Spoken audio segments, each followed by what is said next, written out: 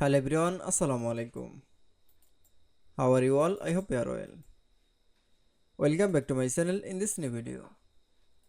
Today's video, how to add double underline to text in Microsoft Word. So get ready started. At first, open your Word document file.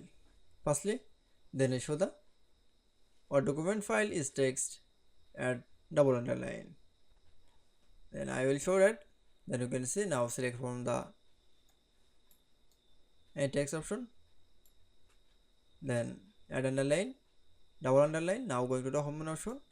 Now click for the underline for the more option. Now click for the double underline option. That's it. Then again another text option. Now for select. Now going to the home option.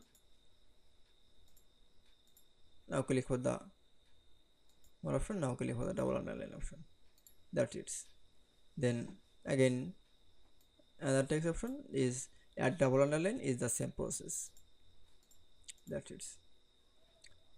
Then you show the add double underline to text in Microsoft Word. I hope to enjoy the video. Please like, comment, share and subscribe my channel. Thanks for watching my video.